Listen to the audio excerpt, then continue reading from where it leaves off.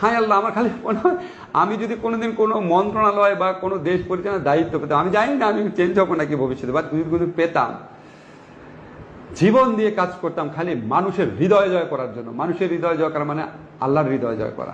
একটি মন্ত্রণালয়ের দায়িত্ব পেলে অনেক কিছুই করতে চেয়েছিলেন, তবে একটি না, একই সাথে কয়েকটি মন্ত্রণালয়ের দায়িত্ব পেয়েও আশানুরূপ কিছুই করতে পারেননি আসিফ নজরুল।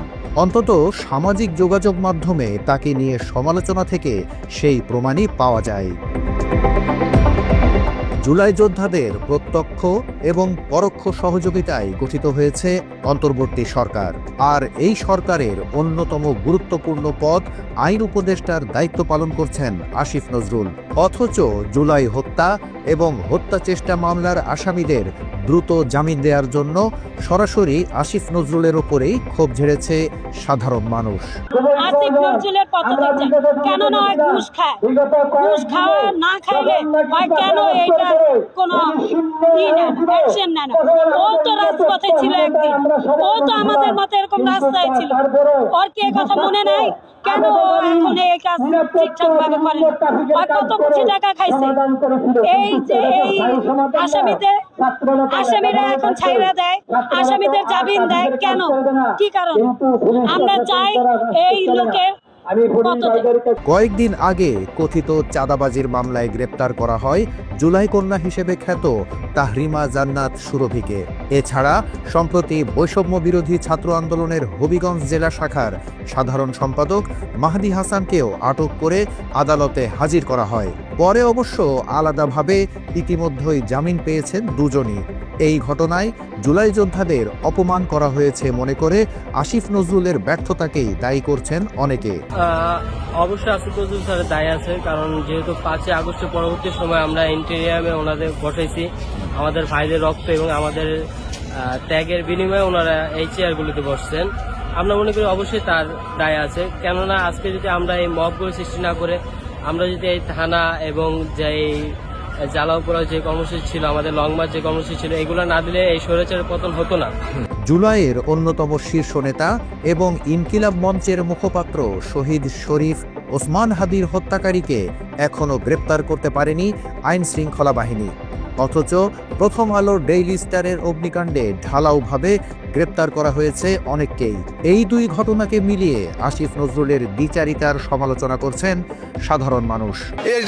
এই হত্যাকাণ্ডের সাথে বাংলাদেশের প্রশাসনের একটা অংশ জড়িত, এবং ভারতীয় আধিপত্যবাদ হেজিমনি এবং বাংলাদেশের কালচারাল যে ফেসিস্ট, প্রথম আলো, ডেইলি স্টার এবং আরও তাদের যে গং এবং এই যে ফেসিস্ট সাংস্কৃতিক ফেসিস্টরা, এরাই ষড়যন্ত্র করে হাদি ভাইকে হত্যা করেছে। অবশ্যই আসিফ নজরুল স্যারের এদিকে ব্যর্থতা আছে, কারণ উনি এখনো 25 দিন পার হয়ে যাচ্ছে, উনি কোনো সুস্পষ্ট হাদির হত্যার বিষয়ে কোনো সুস্পষ্ট বক্তব্য দিতে পারছে না। তিনি শুধু একের পর এক ইস্যু তৈরি করে যাচ্ছে, একের পর এক ইস্যু তৈরি করে হাদি ভাইয়ের মৃত্যুর যে বিষয়টা, হত্যাকাণ্ডের যে বিষয়টা উনি হামাচাপা দিতে যাচ্ছে। ওসমান হাদির ওপর গুলি চালানো ফয়সাল করিম মাসুদ এর আগে অস্ত্র মামলায় গ্রেপ্তার হওয়ার পর জামিনে মুক্তি পেয়েছিলেন। ওই ঘটনায় আসিফ নজরুল নিজেকে নির্দোষ দাবি করলেও সাধারণ মানুষ তার ব্যর্থতার দিকে আঙুল তুলেছেন। অবশ্যই আসিফ নজরুল স্যারের দায় আছে, কারণ যেহেতু 5 আগস্টের পরবর্তী সময় আমরা ইন্টেরিয়ামে ওনাদের বসাইছি, আমাদের ভাইদের রক্ত এবং আমাদের ত্যাগের বিনিময়ে ওনারা এই চেয়ারগুলিতে বসছেন। আসিফ নজরুল কখনোই দায় এড়াতে পারে না। ওনার আমলে অস্ত্রসহ ধরা পড়া আসামি কিভাবে এখন চলন্ত ঘুরে বেড়ায় এবং আবার প্রকাশ্যে খুন করে, তার উচিত ছিল এবং রাষ্ট্রের উচিত ছিল যে তার ব্যাপারে নজরদারি রাখা, যে অস্ত্রসহ খুনি এখনো ঘুরে বেড়ায় এবং দ্বিতীয় আবার খুন করে। একইভাবে স্বজনপ্রীতির অভিযোগ আছে আসিফ নজরুলের বিরুদ্ধে। তার শাশুড়ি অভিনেত্রী মেহের আফরোজ শাওনের বিরুদ্ধে সন্ত্রাস বিরোধী আইনে থানায় অভিযোগ রয়েছে। তবে অনেকেরই দাবি শাওনের বিরুদ্ধে মামলা না নিতে এবং গ্রেপ্তার না করতে চাপ রয়েছে আসিফ নজরুলের। ফলে সামাজিক যোগাযোগ মাধ্যমে ফ্যাসিস্ট হাসিনার পক্ষে এবং দেশের চলমান নানা বিষয়ে উস্কানিমূলক লেখালেখির পরও ধরাছোঁয়ার বাইরেই রয়ে গেছেন শাওন। আইন উপদেষ্টার পাশাপাশি প্রবাসী কল্যাণ মন্ত্রণালয়ের দায়িত্ব পালন করছেন আসিফ নজরুল। তবে তিনি দায়িত্ব নেয়ার পর দৃশ্যত কোনো ইতিবাচক পরিবর্তন আসেনি প্রবাসীদেরও। এখানে আসার পরে ওরা আমাদের সাথে কথা ছিল যে সুপার মার্কেটে কাজ দিবে, পরে আসার পরে দেখি যে এখানে ওই কোম্পানি কোনো কিছুই নাই। আসার পরে আমি 4 মাস বসে আছিলাম। গোলাম মোল্লা আমাকে কোম্পানির কথা বলে পাঠাইছে, কিন্তু ওই জায়গায় এসে আমরা কোনো কোম্পানি পাইনি। আমাদেরকে যে বিষয়ে আনছে সেই বিষয়ে কাজ দিতে পারে নাই ক্লিনারের। মাত্র 30% টাকায় জমির মালিক হয়ে নতুন বাংলাদেশের গড়ে তোলার স্বপ্ন দেখা বাংলা বসতি। আওয়ামী লীগ সরকারের সিন্ডিকেট ভাঙতে না পারায় আসিফ নজরুলের ওপর ক্ষিপ্ত রিক্রুটিং এজেন্সির মালিকেরাও। আমরা আশা করেছিলাম এই বর্তমান সরকার সমাজে বৈষম্য সৃষ্টি হওয়ার পরে এই বৈষম্য দূর করার জন্য এই সরকার আমাদের সকলের আন্দোলনের ফলে বাংলাদেশের সকল মানুষের আন্দোলনের পক্ষে সরকার আসে। এই সরকারের কাছে আমাদের অনেক আশা ছিল। এই সরকারের মাননীয় উপদেষ্টা এখন পর্যন্ত এই সিন্ডিকেটের সদস্যদের বিরুদ্ধে কোনো প্রকার আইনি পদক্ষেপ তো নেয়ই নাই, বরঞ্চ এই আসামিদের কারাগারের সাথে বসে সে মিটিং করে। এই আসিফ নজরুল সাহেব আইন মন্ত্রণালয় তার অধীনে, দ্যাট মিনস এরা যা করে তারা পার পেয়ে যাবে, আর এগুলা কোনো ব্যাপারই না। আসিফ নজরুল সাহেব খোঁচা দিবে, এইসব সব আদেশ বাতিল হয়ে যাবে, এরকম একটা আমাকে এই ধরনের আচরণ তারা করছে। ভুয়া মুক্তিযোদ্ধার সার্টিফিকেট দিয়ে আইন মন্ত্রণালয়ের অধীনে এখনো চাকরিরত আছে অনেক কর্মকর্তা। তাদের বিরুদ্ধেও স্বচ্ছ পদক্ষেপ নিতে ব্যর্থ আসিফ নজরুল। আসিফ নজরুল সাহেব, আপনি আইনমন্ত্রীর দায়িত্ব নিয়েছেন, আপনার দায়িত্ব এটা শেষ করবার, এবং আপনি তা করেন নাই। আপনি এই এত বড় একটা বিডিআর ম্যাসাকারের আপনি কোনো আইনি পদক্ষেপ আপনি নেননি। আপনি এত সমস্ত অনিয়ম আপনার সামনে এসছে, আপনি সেগুলোর বিরুদ্ধে কোনো আপনি ডিউ প্রসেস অফ ল আপনি নেন নাই। একজন মুক্তিযোদ্ধা হিসেবে আমার কাছে লজ্জা লাগে যে মুক্তিযোদ্ধা হিসেবে এরা চাকরি করে গেল, যারা মুক্তিযোদ্ধা না, যাদের 71 বয়স ছিল 3, 4, 5, 6, তারা এখনও, আপনি যখন আইনমন্ত্রী, আপনি এখনও তাদেরকে বহাল রেখেছেন। বিভিন্ন সময় এসব অভিযোগ নিয়ে প্রশ্ন করা হলেও কোনো সদুত্তর দেননি এই উপদেষ্টা। মুজিবনগর সরকারের এসব অভিযোগের পাশাপাশি বিডিআর হত্যাকাণ্ড, শাপলা গণহত্যা সহ আওয়ামী আমলের ন্যাক্কারজনক নানা ঘটনার বিচারহীনতার কারণে বিভিন্ন সময় আসিফ নজরুলের পদত্যাগ দাবি করেছেন সাধারণ মানুষ।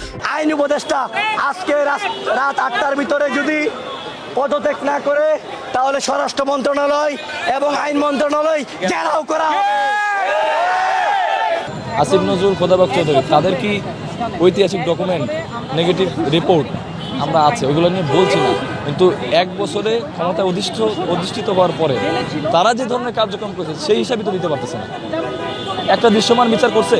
সরকারের উপদেষ্টারা ভোগ বিলাসিতা আর লুটপাটে ব্যস্ত হয়ে গেছে। তারা বিচারের নামে কি দিয়েছে? 1 বছরে কয়টা আসামি ধরেছে? কোনো আসামি ধরতেছে না, একটা মামলার আনুষ্ঠানিক বিচারের জন্য চার্জশিট দিচ্ছে না।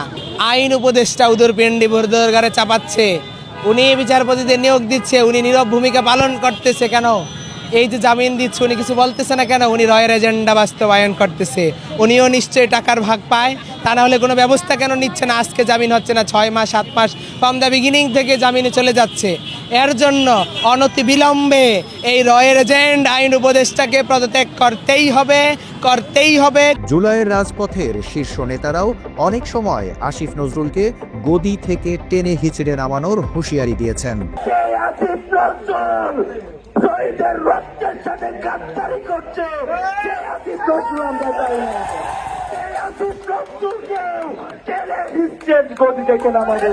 এসবের মাঝেই ক্রিকেটার মোস্তাফিজুর রহমান ইস্যুতে সম্প্রতি মুখ খুলেছেন আসিফ নজরুল। ভারতীয় ক্রিকেট কন্ট্রোল বোর্ডের হস্তক্ষেপে আইপিএলের দল কলকাতা নাইট রাইডার্স স্কোয়াড থেকে বাদ দিয়েছে ফিজকে।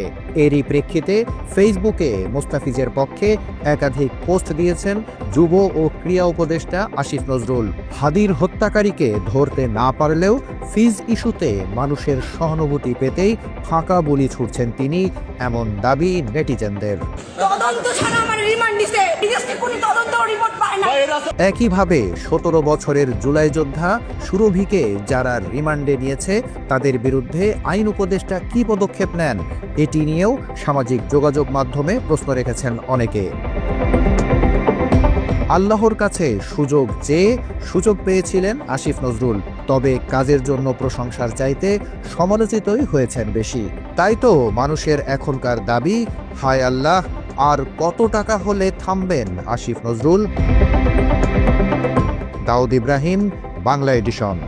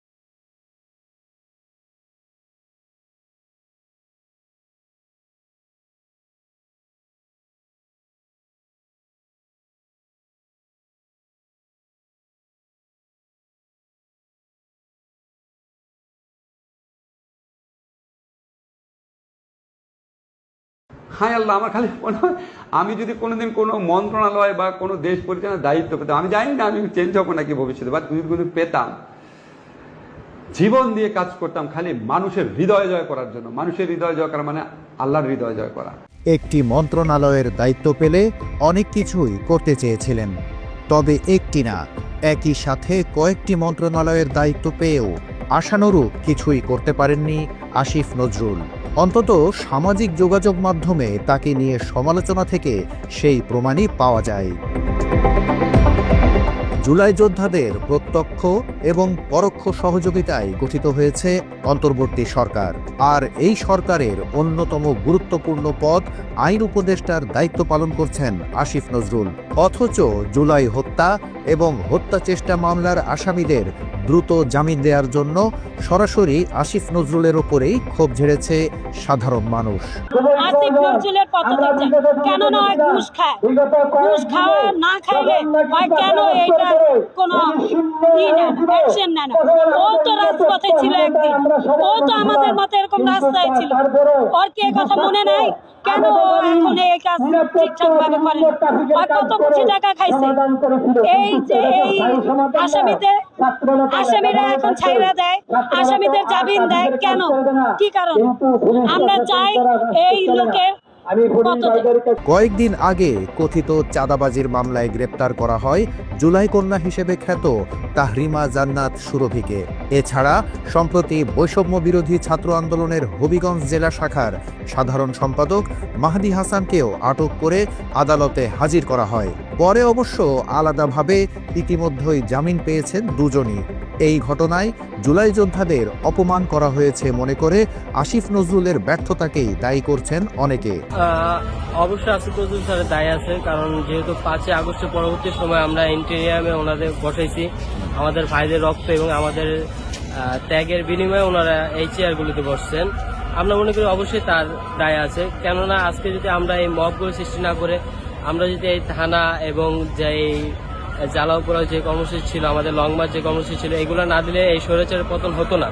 জুলাইয়ের অন্যতম শীর্ষ নেতা এবং ইনকিলাব মঞ্চের মুখপাত্র শহীদ শরীফ ওসমান হাদির হত্যাকারীকে এখনও গ্রেপ্তার করতে পারেনি আইন শৃঙ্খলা বাহিনী। অথচ প্রথম আলো ডেইলি স্টারের অগ্নিকাণ্ডে ঢালাওভাবে গ্রেপ্তার করা হয়েছে অনেককেই।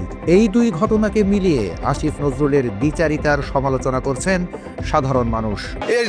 এই হত্যাকাণ্ডের সাথে বাংলাদেশের প্রশাসনের একটা অংশ জড়িত এবং ভারতীয় আধিপত্যবাদ হেজিমনি এবং বাংলাদেশের কালচারাল যে ফেসিস্ট, প্রথম আলো, ডেইলি স্টার এবং আরও তাদের যে গং এবং এই যে ফেসিস্ট সাংস্কৃতিক ফেসিস্টরা, এরাই ষড়যন্ত্র করে হাদি ভাইকে হত্যা করেছে। অবশ্যই আসিফ নজরুল স্যারের এদিকে ব্যর্থতা আছে, কারণ উনি এখনো 25 দিন পার হয়ে যাচ্ছে, উনি কোনো সুস্পষ্ট হাদির হত্যার বিষয়ে কোনো সুস্পষ্ট বক্তব্য দিতে পারছে না। তিনি শুধু একের পর এক ইস্যু তৈরি করে যাচ্ছে, একের পর এক ইস্যু তৈরি করে হাদি ভাইয়ের মৃত্যুর যে বিষয়টা, হত্যাকাণ্ডের যে বিষয়টা উনি ধামাচাপা দিতে যাচ্ছে। ওসমান হাদির ওপর গুলি চালানো ফয়সাল করিম মাসুদ এর আগে অস্ত্র মামলায় গ্রেপ্তার হওয়ার পর জামিনে মুক্তি পেয়েছিলেন। ওই ঘটনায় আসিফ নজরুল নিজেকে নির্দোষ দাবি করলেও সাধারণ মানুষ তার ব্যর্থতার দিকে আঙুল তুলেছেন। অবশ্যই আসিফ নজরুল স্যারের দায় আছে, কারণ যেহেতু 5 আগস্টের পরবর্তী সময় আমরা ইন্টেরিয়ামে ওনাদের বসাইছি, আমাদের ভাইদের রক্ত এবং আমাদের ত্যাগের বিনিময়ে ওনারা এই চেয়ারগুলিতে বসছেন। আসিফ নজরুল কখনোই দায় এড়াতে পারে না। ওনার আমলে অস্ত্রসহ ধরা পড়া আসামি কিভাবে এখন চলন্ত ঘুরে বেড়ায় এবং আবার প্রকাশ্যে খুন করে, তার উচিত ছিল এবং রাষ্ট্রের উচিত ছিল যে তার ব্যাপারে নজরদারি রাখা, যে অস্ত্রসহ খুনি এখনো ঘুরে বেড়ায় এবং দ্বিতীয় আবার খুন করে। একইভাবে স্বজনপ্রীতির অভিযোগ আছে আসিফ নজরুলের বিরুদ্ধে। তার শাশুড়ি অভিনেত্রী মেহের আফরোজ শাওনের বিরুদ্ধে সন্ত্রাস বিরোধী আইনে থানায় অভিযোগ রয়েছে।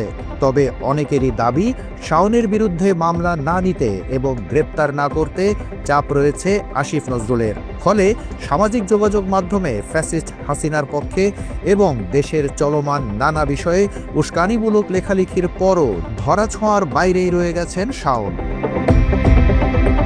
আইন উপদেষ্টার পাশাপাশি প্রবাসী কল্যাণ মন্ত্রণালয়ের দায়িত্ব পালন করছেন আসিফ নজরুল।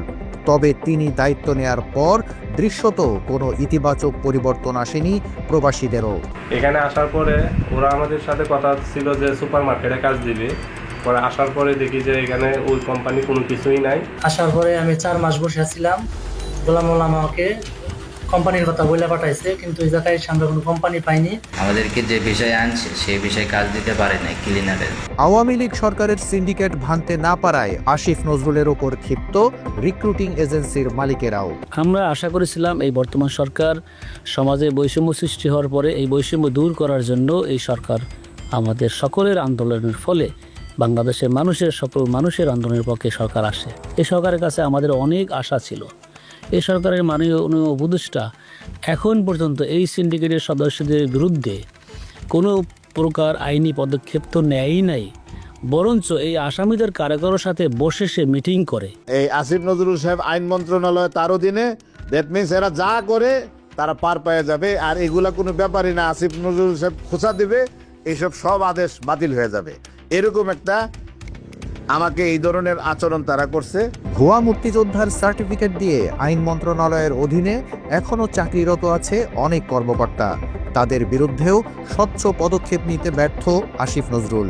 আসিফ নজরুল সাহেব, আপনি আইনমন্ত্রীর দায়িত্ব নিয়েছেন, আপনার দায়িত্ব এটা শেষ করবার, এবং আপনি তা করেন নাই। আপনি এই এত বড় একটা বিডিআর ম্যাসাকারের আপনি কোনো আইনি পদক্ষেপ আপনি নেন নাই। আপনি এত সমস্ত অনিয়ম আপনার সামনে এসছে, আপনি সেগুলোর বিরুদ্ধে কোনো আপনি ডিউ প্রসেস অফ ল আপনি নেন নাই।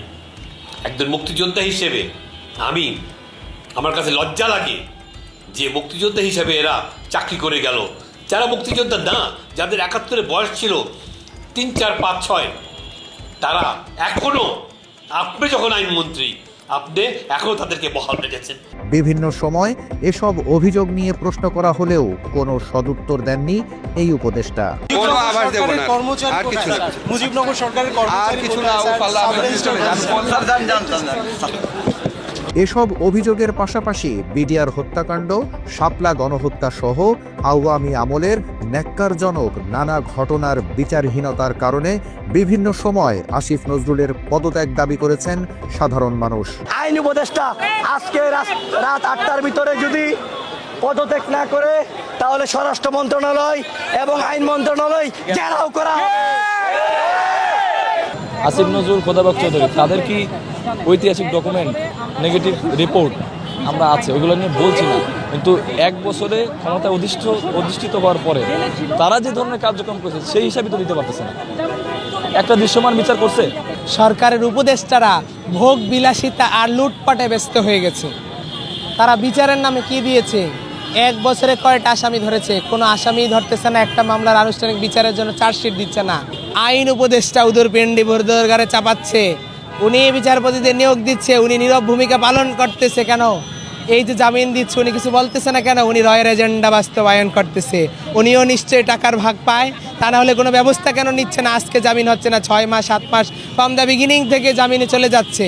এর জন্য অনতি বিলম্বে এই রয়ের এজেন্ট আইন উপদেষ্টাকে পদত্যাগ করতেই হবে। জুলাইয়ের রাজপথের শীর্ষ নেতারাও অনেক সময় আসিফ নজরুলকে গদি থেকে টেনে হিচড়ে নামানোর হুঁশিয়ারি দিয়েছেন।